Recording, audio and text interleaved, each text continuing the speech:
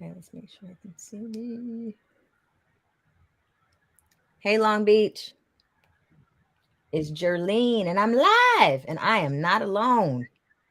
Got some new friends from the West Side. I should use. I have a friend who who goes live, and she says, what do you say? Party to the people. Hello to the people. Hello to the people. All right, everyone. Jerlene, live. It is Wednesday, the 22nd. Gonna go live with some community members because we're gonna respond to the live online update that was given to us yesterday by our local Long Beach leadership about what's happening in our community here on the west side of Long Beach. So again, it's Jerlene, live from Long Beach, mom with a voice, not afraid to use it. And I'm gonna do go around so everybody can say who they are.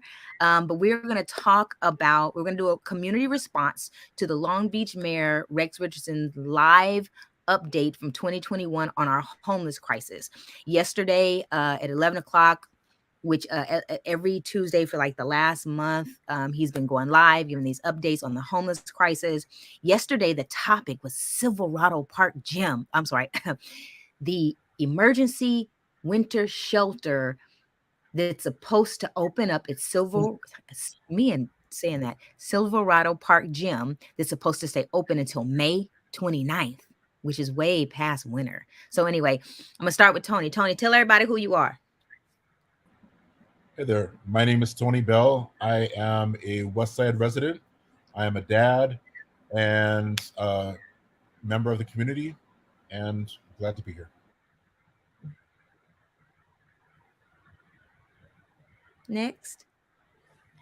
My name is Soraya Machado Powell, and I'm a resident of the West Side. West Side.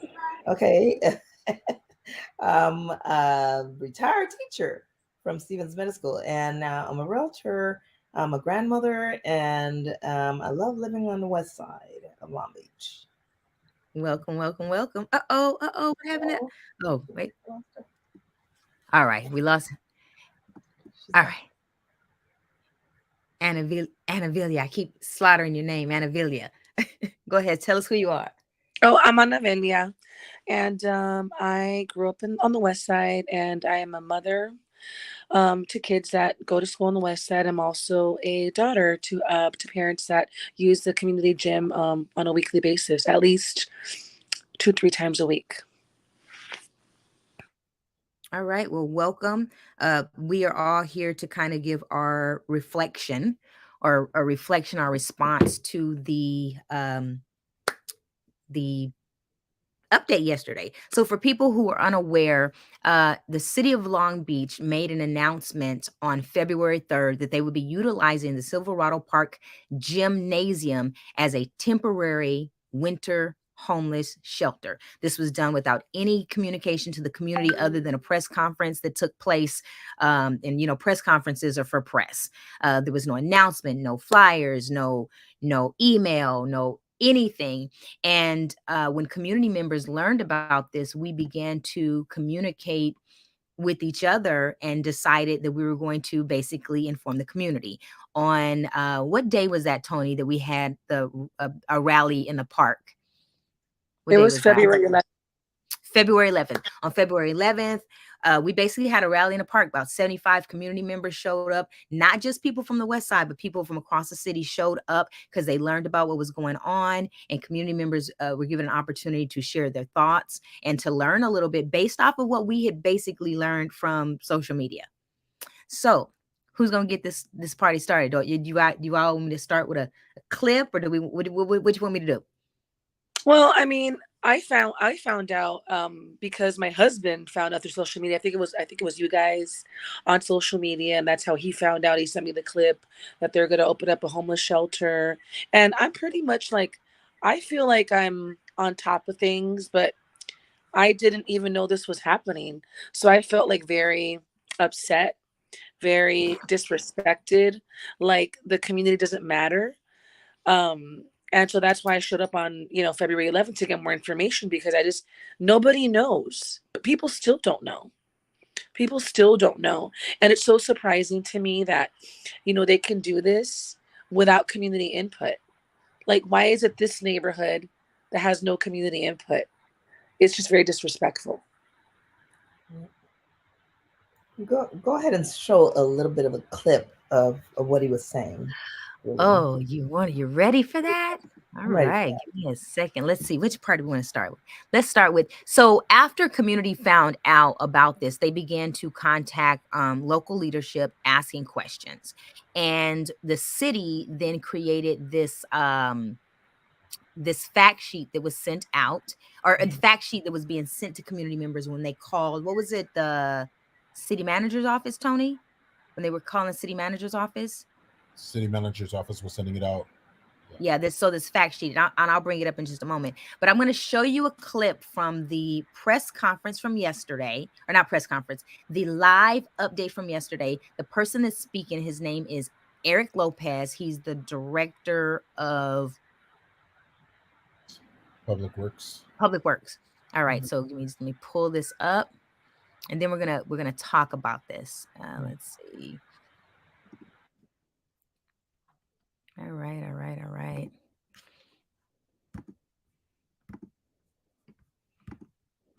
All right, you all see that? Can everybody see it? Yes. All right, I'm about to play. Facility. It is a public asset that allows. This will double our capacity to house unsheltered people during these cold winter months. The Silverado Park Gymnasium was chosen as the location for the shelter for various reasons. The gymnasium was originally designed to serve as a multi-purpose facility. It is a public asset that allows us to address local emergencies like the one we're dealing with today. Thoughts? It was designed as a multi-purpose to deal with the, what did he say? The what word did he use? Well, I just wonder, is Silverado the only park that is designed to serve that purpose? Or, I mean, are there any other community gyms or parks that can also serve that purpose? Why is it just us all the time? There are. What he's speaking of, there is basically an emergency plan for the city, right? So if there is something that happens, it's a disaster. What term did he use? What term did he? Designed to serve as multi-purpose facility.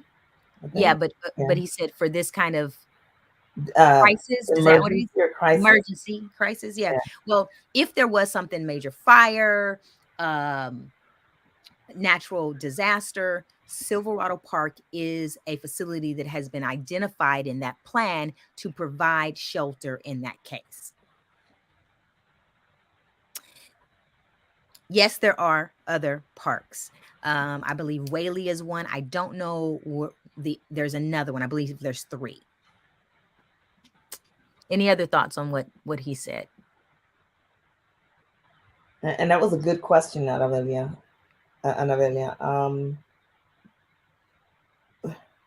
Any thoughts? Anyone that's watching? Anyone that's watching us right now? Okay, let's see. Let's continue. We have the infrastructure in place at the Silverado Park Gymnasium to minimize impacts on park programming and on the facility itself, while also providing this essential service to unhoused people in our community. So I would like to talk that part, because the minimized part. Can you repeat that part again? Today, we have the infrastructure in place at the Silverado Park Gymnasium to minimize impacts on park programming and on the facility itself. That part. To minimize our impacts. Activities.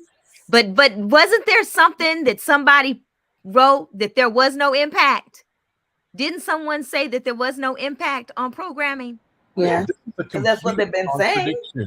They're contradicting themselves. Because someone who will remain nameless stood up just a week prior and said there is no impact no impact on programming.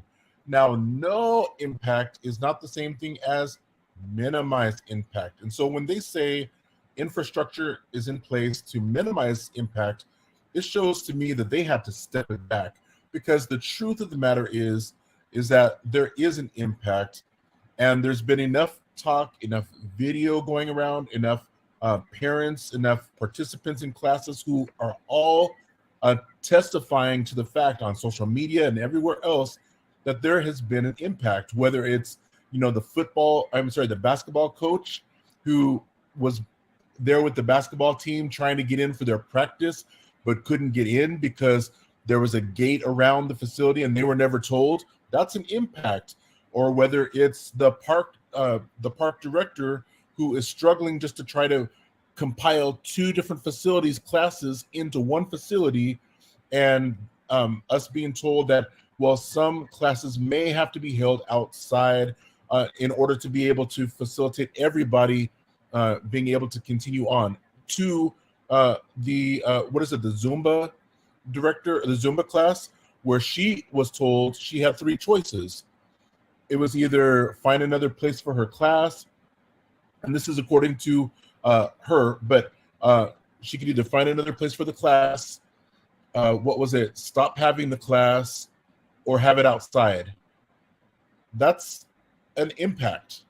And so there is an impact. And so there's a total contradiction. And just for me, when he got up there and said, well, now the infrastructure is in place to minimize the impact, it's proof that everything that we've been saying all along is the truth, and we are not standing for the okey doke anymore. I'll be quiet.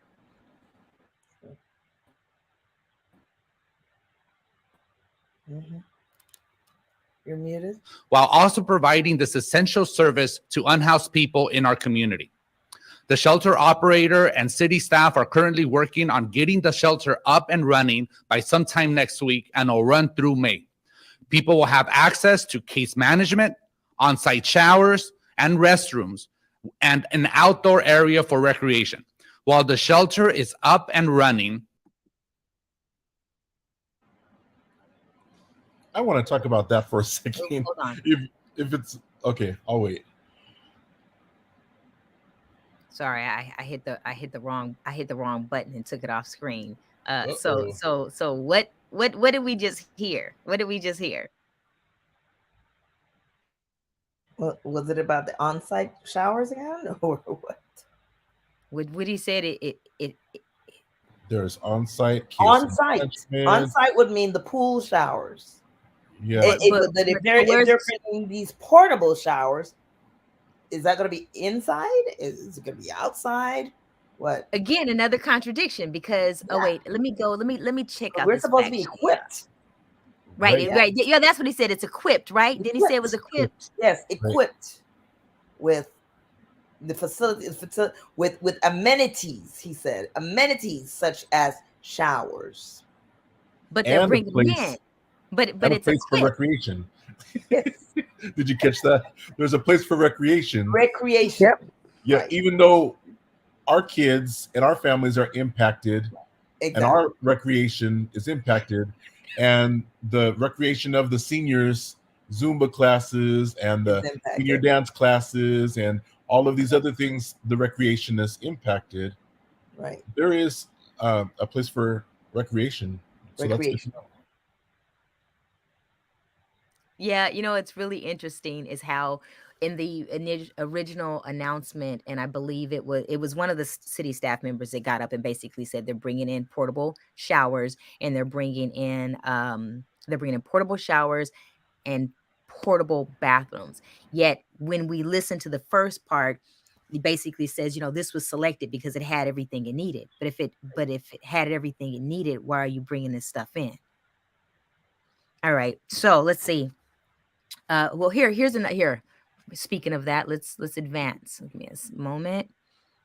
Let's see, 9. Here we go. Like showers, and it. Thank you, Eric. So I think it's important to note that this is a temporary winter shelter program. The city of Long Beach hosts a winter shelter every year. This specific site has amenities like showers and is served as a shelter in the past during the pandemic emergency. And so there's a bit of history operationally. You know what? We need to find out what showers used to be used during the pandemic. It was the pool showers. There you go. It was the pool shower. So again, it said what it has the amenities, yet they said they were bringing in portable toilets and portable showers. Hence, that's the reason why they put a fence up so that they could have the showers and toilets inside the fencing. So what is it? Does it have the amenities or not? Right. Because if they were thinking about using the showers from the pool, then there is another structure of that park that is being infringed on, correct? But they don't plan on using it. Yet again, there goes another contradiction. It has history of structure, right? He said it had history, but it's not the same model. Operational, yeah. So are they going to use the showers? Are they? No, they're bringing in portable showers. They're bringing it. They said it. I need to pull up that video too. Okay, so let's see. I think there's some misinformation going on somewhere with one of them. Misinformation. Misinformation. Tony. Misinformation. We were misinformed. No. Oh wait. Maybe we are misinformed because they're giving us but we don't even care about that. We just don't want it in the park. We just don't care. Mm-hmm. We just don't want it in the park, right? Okay. Any other thing before I pull up this last part of this one video, which someone talented made it a black and white, and I thought it was perfect that I wanted to share. So any other thoughts before I go to this? Because I think this last part is going to be kind of a more of a heavier discussion for us. Well, I want to, and I don't know if you have the video of this part, but I wanted to talk about, when they're talking about all of the things that are going to be there at the site. I had wanted to compare those things that are going to be there at the site that they're saying are going to, be so wonderful now, and reasons why we don't have to worry now, and compare that to what was actually there during the pandemic, because there's a whole list. And so, and I can run down some of them. Are you referring to security, shuttle service? They said, okay, during the pandemic, there was case management. During the pandemic, so you want me to go back here? So you want me to go back to Eric Lopez and what he was saying then? Sure. Yeah, I think that's. Let's see if we can find this easily. Wait, if not, I've got the list here. I took notes. That's the problem. That's the problem. We take notes. Okay, let's see. That will open at Silverado Park in West Long Beach, designed to serve as an essential service to unhoused people in our community. The shelter operator and city staff are currently working on getting the shelter up and running by sometime next week, and will run through May. People will have access to case management, on-site showers and restrooms, and an outdoor area for recreation. While the shelter is up and running, the city will be providing a shuttle service, and people will be expected to utilize transportation services for coming and going from the site. It will be controlled. If people have a pre-approved destination or need for an accommodation, they may leave on their own to that destination. For the safety of shelter guests and other community members, security will be on site to monitor any loitering within Silverado Park. That is the part. So what they're trying to do is they're trying to minimize the worry and the concern that is naturally there for those of us who are parents, and everybody who I talk to in the community has like valid concerns that, hey, there's 2 schools here, there's going to be all these potential problems. And so to me, here they're just trying to minimize the concern by saying, oh, there's going to be security there in the park in order to control the going in and going out and to stop the loitering. But you know what? The exact same thing happened during the pandemic. During the pandemic, when they used it, they had security, they had case management, they had the shuttle service, and they were supposedly being controlled in their coming and going. They had all of those things already in place, but anybody who went by the park during the pandemic saw that they couldn't stop them and they couldn't control anything because the park was full on any given day of people loitering. And the parents passing by reported on more than one occasion syringes and drug paraphernalia in the grass at the park when there was security and when there was shuttle service controlling the coming and going. So that's all baloney. And the same thing happened also with they had to get a referral from the multi-service center. The same exact thing. There is no difference between now and then, except for now we're allowed to go to the park, the public is, and there's a lot more room for problems, in my opinion. I have a question. How are they going to monitor loitering? I mean, don't people go to the park to just loiter? I mean, just to hang out anyway. So now that the general public just wondering. Yeah, and they can't stop anybody from doing anything that are unhoused, just like they can't stop you or me from laying down on the grass. They can't stop it. Why? Because it's our right and it's their right. They're human beings. So if they want to walk out, they said, okay, they're allowed to go somewhere else if they have somewhere else that they're supposed to go, but they can't stop them, because if they did, they're going to have lawsuits on their hands because they can't do that. These are people just like you or me. And so they can't stop the loitering. They couldn't during the pandemic, and they sure can't now. And if they try to, they're going to have some serious problems. All right. Any more thoughts before I move, or I should pull up before I move us on? No. All right. So this one right here, this personally for me, I had some challenges with. So I'm gonna bring this up. All right. So people who are watching, basically, is Jerlene live with some community members here from the West Side. We're responding to the city's update on the homeless crisis and the usage of Silverado Park Gym as a winter shelter, which, winter ends on March 19th. And but they are proposing, or they plan on having a shelter in the park until May 29th. In this update they gave us the other day, they were talking about the improvements that they were going to make, the upgrades that they were going to make. Well, they're going to have to upgrade anyway after you have 84 people on cycling through a gym being utilized for what it's not designed to be utilized for, even though according to the director of I forgot what he is, Lopez, said that it was designed for multi-use. But what I'm going to do, I'm going to pull up something else, and let's see. All right. Yes, it is black and white. Someone did this video like this and sent it to me, so I just figured I'll use this. All right, let me get it back here. Know that we are asking you to sacrifice without also making greatest possible effort to find real and long-lasting solutions to homelessness. We'll continue to hold ourselves accountable through these weekly live streams. And as we think about this project and other things that we may have to do as a community, let's not look at it from a position of deficit of what we're losing.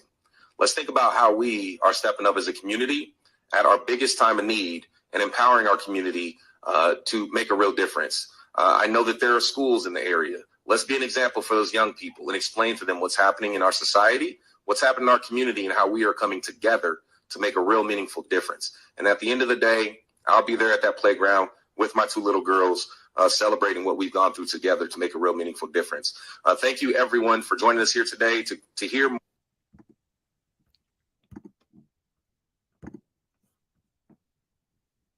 Where to begin?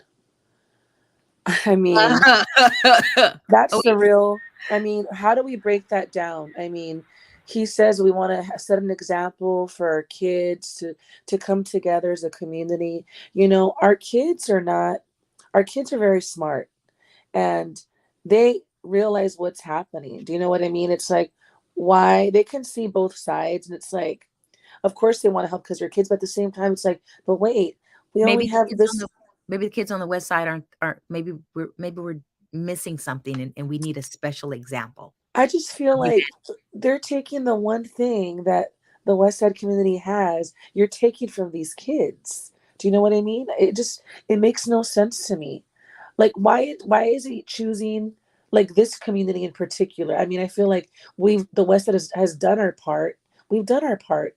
I mean, we've been very helpful. You know, we have the multi-use center, right? We have the villages. Why do we keep being selected to be like the giving community and the passionate community? Like why? I mean, why is it always us? Is my question. I don't know.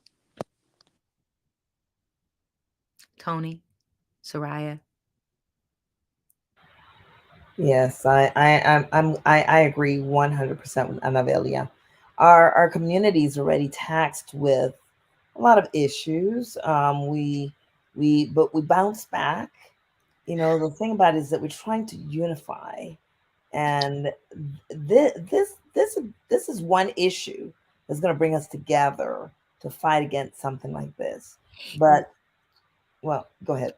Well, I'm going to ask you as an educator, in the way in which children were pulled into his conversation. Okay. How does that land on you as a parent? I'm a little offended. One, because I have very compassionate children, very compassionate children that are understanding. I don't see what is a community sacrifice in a gym have to do with me being an example for my children.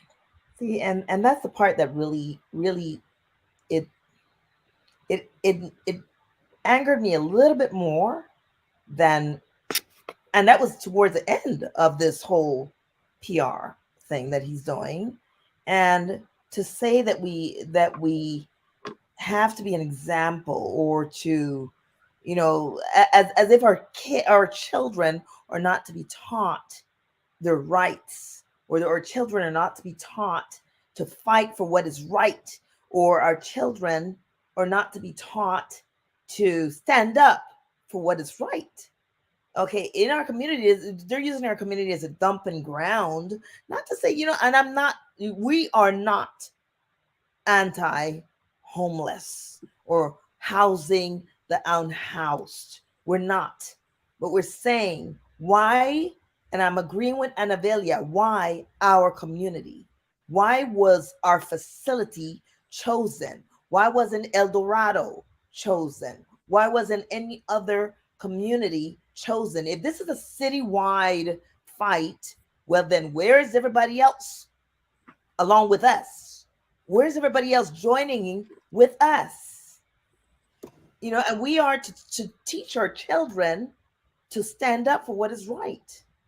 So to be an example to the children, what does that mean?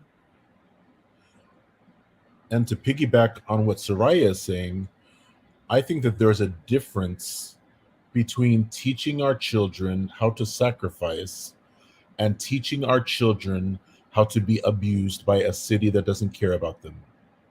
Ooh, yes. Because I need you to say that again. I need you to say that one more time. sure, there is a difference between teaching our children how to make sacrifices and teaching our children how to be abused by a city that does not care about them. Examples: our children are being brought into the conversation. So during this last couple of weeks, I've had a lot of conversations with the families and the children that are here. I have been talking to children from our schools here, as well as the basketball team, who were almost in tears because they found out that they weren't going to be able to use the gym any longer for their basketball practices. And they were working so hard because they said that they were trying to make it to the championship. And they didn't know, because nobody had told them. And I found out later, nobody even told their coach that they were that this gym was only going to be for a limited amount of time now, that, and they were the ones who were locked outside of the gym, couldn't go in because a fence was put up overnight and they couldn't get in. Talking about our children, at the same park behind the gym, a little bit further back, are softball courts. Our children on the west side who are on softball leagues are embarrassed. They are being humiliated. This is what the city is teaching them. And they want us to perpetrate this false sense of education to them. They are humiliated. Why are the kids on the west side and the softball leagues embarrassed? This is why.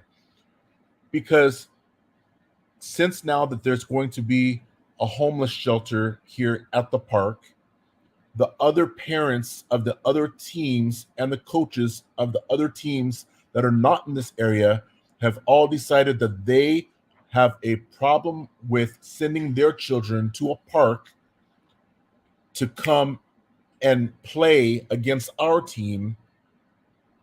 They're afraid to. So what they said is that from now on, when our team is going to play another team, the other teams are just going to take an automatic forfeit, because they will not send their teams to Silverado Park to play our team because of the safety concerns that the other areas have. One, because of the shooting, and then also now, especially, they said, because of this homeless shelter. They will not. So our kids are humiliated and they're embarrassed to go to other places. And the coach from the softball team told me that when they go to someone else's field, to another field, as soon as they find out that they're from the west side, it's like there's a disdain that comes, because they are looked down upon. Why? Not because of their character, not because of what they've done, but because of where they live and what the city is expecting for them to be taught through this abuse. So I have a real problem with that. When someone who is not in this area is not bringing their kids here today, but said in this video that when this is all done, they'll bring their kids over here. Okay, well, when it's all done, there's going to be a lot of Damage has changes. been done. And the Right. damage has been done. I And the mean, damage, there's the trauma has already yep. transpired. And as someone who works with traumatized kids, it takes a long, long time to fix trauma that has been put into their brains and their emotions. It lives in their bodies. And you're expecting the kids on the west side to be taught this? I'm sorry. I have a problem with that. And then the last thing that I have to say about this clip, we're supposed to be proud to do our part. And like Anavelia said, we are doing our part. The MSC centers here, the villages are here. We've been doing our part, and we've been overburdened in this area alone. But how would they feel if they wanted to take pride in doing their part, if there was a van that came by their house every day and brought 5 to 10 unhoused people and took over their backyard and dropped them there? Front yard. I'm sorry, the front yard, and they just camped out on the front yard. He said that we shouldn't look at what we've lost. So if that's the case, if they did that, would they just let that happen? Or would they speak up and say, hey, there's people on my front yard doing this and this and this. I should be proud that they're on my front yard? No. And so maybe we need to go camp out on some people's front yards to test out that theory. I'm the woman that slept in the park. I'm down. Let's go. And then if you get called by the police, it shows that somebody's a hypocrite. That's all I got to say. That part right there. If they don't let me stay.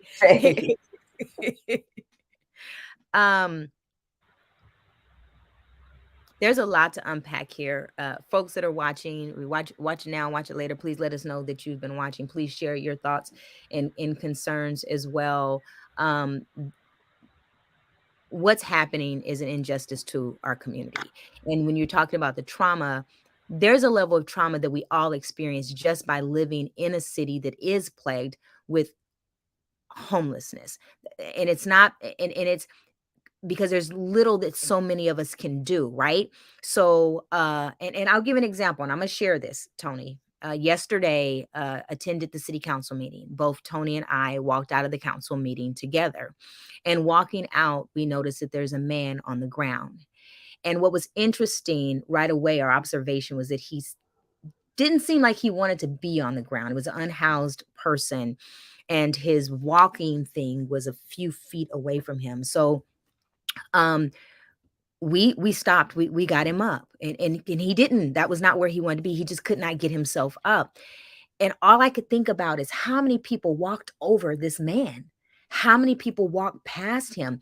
And I when I came home that night, all I could think about was he okay? Was he okay? So when we talk about trauma, do we want to so we're saying it's okay to, no, we don't need to we don't need to have unhoused people. Everyone needs to have shelter, right? But we don't take our children to places and spaces and say, here you go, learn a lesson.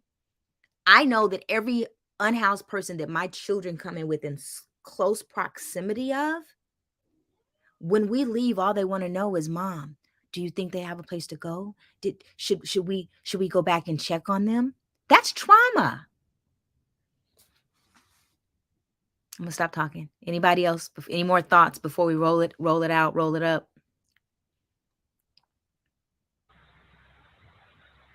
How do you all feel about the response from just community in general? Well, Leadership. walking a few blocks and talking to people. I mean, I was a little surprised that a lot of people that live right next to the park on 31st Street, a few people didn't know what was going on. Okay, so informing them about it, they're going to be there, and there's going to be a very large response. I mean, and it's going to be large response about this because everybody is in this, and everybody feels that it's an injustice to our community, and everyone is coming out to support. That's what I feel. And the sentiment that I get from it, from talking to people, is that this is actually been something that has awakened a fire and a flame inside of the people on the west side. And not only on the west side, there's a lot of people across the city too engaged about this. And so this is actually just kind of like the beginning. And no matter what happens, I think that there's a new awareness that in people that I'm hearing, and people are becoming more and more discontent, and the desire to not just settle for it anymore is there, and more people are voicing that to me. And so that's something that I'm noticing. I've also noticed, I think I'm gonna just kind of go off what you said. I think, like you said, it's kind of like igniting the fire. I think that people are just being tired of being stepped on, and I feel like because, you guys are doing this and, we're advocating for the community, I think that people are like, yeah, I could do that too. They're finding their voice. And like you said, whatever happens, um, for the future, they're gonna be like, hey, you know what? We can come together as a community to get things done. Right. They're finding their voice, which is a good thing.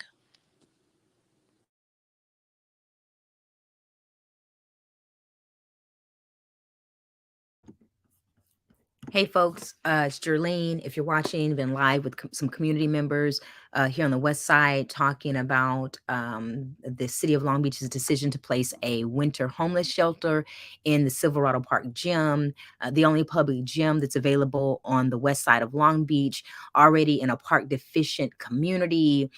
The city is going to have this winter shelter through May 29th, when winter ends on May 19th.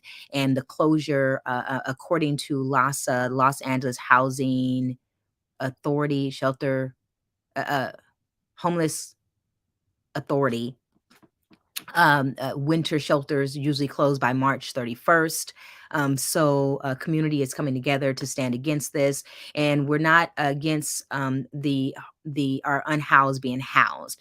We are pro park equity, and the fact that this decision was made without any input to the community. And 2 weeks after, I mean, the announcement was made on a February 3rd. That was almost 20 days ago. Community members still do not know. The community members that are aware due to the community members that have been out in the community, knocking on people's doors, walking through the park, going to the different events and functions that have taken place in the park. That's how community is learning about this. And in which each person that we meet, we're learning that there's some concerns, and the concerns range from not having access to the gym, to not feeling comfortable with their children at the playground, to the disruption that will happen to our community, which is really interesting because even in I can't remember, was it in the press conference yesterday or the live update when someone said that, oh no, at the city council meeting, even our mayor said the temporary shelters are disrupting our, what do you say, disrupting our communities, disrupting our neighborhoods, something like that. So I mean, so there's an acknowledgement, but so what, that doesn't count when it comes to the west side of Long Beach.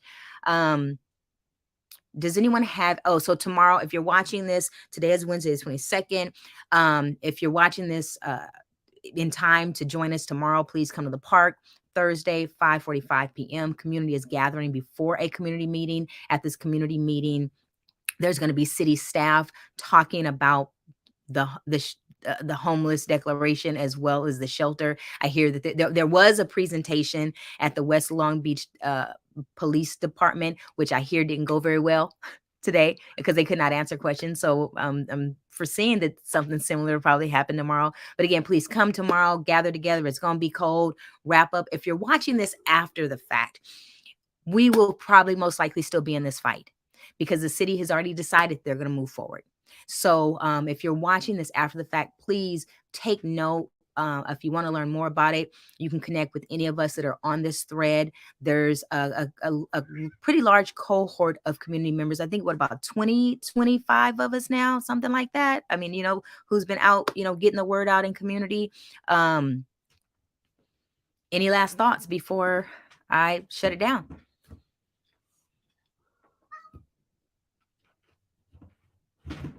Anyone?